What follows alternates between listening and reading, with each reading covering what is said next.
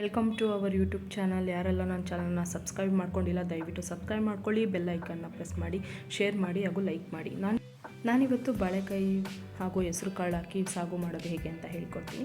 ಮೊದಲಿಗೆ ನಾನು ಬಾಳೆಕಾಯಿನೆಲ್ಲ ಸಣ್ಣ ಸಣ್ಣದಾಗಿ ಕಟ್ ಮಾಡಿ ಉಪ್ಪು ನೀರೊಳಗಡೆ ಹಾಕ್ಕೊಂಡು ಇಟ್ಕೊಂಡಿದ್ದೆ. ಅದಾದಮೇಲೆ ಹೆಸರು ಕಾಳನ್ನ ಬೇಯಿಸಿಟ್ಕೊಂಡಿದ್ದೆ. ಒಂದು ಪಾತ್ರೆಗೆ ಸ್ವಲ್ಪ ಎಣ್ಣೆ ಹಾಕ್ಬಿಟ್ಟು, ಸೊ ಇವಾಗ ಫಸ್ಟು ಈರುಳ್ಳಿ, ಟೊಮೊಟೊ, ಕೊತ್ತಂಬರಿ ಸೊಪ್ಪು ಮತ್ತು ಹಸಿಮೆಣಸಿನ್ಕಾಯಿ, ಹುರ್ಗಡ್ಲೆ ಮತ್ತು ಉದ್ದಿನಬೇಳೆ, ಕಡಲೆಬೇಳೆ, ಧನಿಯಾ, ಓಂಕಾಳು, ಬೆಳ್ಳುಳ್ಳಿ, ಚಕ್ಕೆ, ಶುಂಠಿ ಮತ್ತು ಕರಿಬೇವು.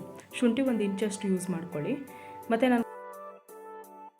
ನಾನು ಕರಿಬೇವು ಮತ್ತು ಕೊತ್ತಂಬರಿ ಸೊಪ್ಪನ್ನ ಎಣ್ಣೆ ಒಳಗಡೆ ಮಿಕ್ಸ್ ಮಾಡ್ಕೊತಾ ಇಲ್ಲ. ಸೊ ಇದೆಲ್ಲ ನಾನು ಏನು ತೋರಿಸ್ತಾ ಇದ್ದೀನಿ ಅದನ್ನಷ್ಟೇ ಮಾತ್ರ ನಾನು ಎಣ್ಣೆನಲ್ಲಿ ಫ್ರೈ ಮಾಡ್ಕೊತಾ ಇದ್ದೀನಿ. ಕೊತ್ತಂಬರಿ ಸೊಪ್ಪು ಮತ್ತು ಕರಿಬೇವು ಹಾಕೊಳ್ಳೋದ್ರಿಂದ ಅದ್ರ ಫ್ಲೇವರ್ ಹೊಂಟೋಗ್ಬಿಡುತ್ತೆ. ಸೊ ಹಸಿಯಾಗೆ ನಾವು ರುಬ್ಕೊಬೇಕು. ಸೊ ಹಾಗಾಗಿ ನಾನು ಇದೆಲ್ಲ ಏನು ತೋರಿಸ್ತಾ ಇದ್ದೀನಿ ಅದಷ್ಟೇ ನಾನು ಎಣ್ಣೆನಲ್ಲಿ ಫ್ರೈ ಮಾಡ್ಕೊಬೇಕು. ಈಗ ಒಂದು ಪಾತ್ರೆ ಇಟ್ಕೊಂಡು ಅದಕ್ಕೆ ಸ್ವಲ್ಪ ಎಣ್ಣೆ ಹಾಕ್ಕೊಂಡು ಈರುಳ್ಳಿ, ಟೊಮೊಟೊ ಮತ್ತು ಹಸಿಮೆಣಸಿನ್ಕಾಯಿ ಇದನ್ನಷ್ಟು ಹಾಕ್ಕೊಂಡು ಮಿಕ್ಸ್ ಮಾಡ್ಕೊತಾ ಇದ್ದೀನಿ. ಮತ್ತು ಸಣ್ಣ ಉರಿನಲ್ಲೇ ಫ್ರೈ ಮಾಡ್ಕೊಳ್ಳಿ. ಚೆನ್ನಾಗಿ ಫ್ರೈ ಮಾಡ್ಕೊಂಡಿದ್ದ ತಕ್ಷಣ ನಿಮಗೆ ಮೆಣಸಿನ್ಕಾಯಲ್ಲಿ ನಿಮ್ಗೆ ಖಾರ ಎಷ್ಟು ಬೇಕೋ ಅಷ್ಟು ಯೂಸ್ ಮಾಡ್ಬೋದು. ನಾನು ಇಲ್ಲಿ ಸ್ವಲ್ಪ ಖಾರ ಜಾಸ್ತಿನೇ ಯೂಸ್ ಮಾಡ್ತಾಯಿದ್ದೀನಿ ಮತ್ತು ತುಂಬ ಚೆನ್ನಾಗಿರುತ್ತೆ. ನಾನಿಲ್ಲಿ ಕೊತ್ತಂಬರಿ ಮತ್ತು ಕರಿಬೇವನ್ನ ಹಾಕ್ಕೊತಾ ಇಲ್ಲ, ಫ್ಲೇವರ್ ಹೊಂಟೋಗ್ಬಿಡುತ್ತೆ ಅಂತ ಹೇಳ್ಬಿಟ್ಟು. ಈಗ ಹುರ್ಗಡ್ಲೆ ಮತ್ತು ಓಂಕಾಳು, ಧನಿಯಾ, ಕಡಲೆಬೇಳೆ ಏನಿದೆ, ಬೆಳ್ಳುಳ್ಳಿ, ಶುಂಠಿ, ಚಕ್ಕೆ, ಲವಂಗ ಇಷ್ಟನ್ನು ನಾನು ಹಾಕ್ಕೊತಾ ಇದ್ದೀನಿ. ಮತ್ತು ಒಂದು 4-5 ಪೀಸಷ್ಟು ತೆಂಗಿನಕಾಯಿನೂ ಹಾಕ್ಕೊಂಡು ಚೆನ್ನಾಗಿ ಫ್ರೈ ಮಾಡ್ಕೊತಾ ಇದ್ದೀನಿ. ತುಂಬ ಚೆನ್ನಾಗಿರುತ್ತೆ ಮತ್ತು ಕ್ವಿಕ್ಕಾಗಿ ಆಗೋವಂಥ ಅಡುಗೆ ಇದು. ಸೊ ಎಮರ್ಜೆನ್ಸಿಗೆ ಯಾರಾದರೂ ಬಂದರೆ ಬೇಗನೆ ಮಾಡ್ಬೋದು ಈ ಸಾಗುನ. ದೋಸೆ ಜೊತೆ ಮತ್ತು ಚಪಾತಿ ಜೊತೆ ತುಂಬ ಚೆನ್ನಾಗಿರುತ್ತೆ.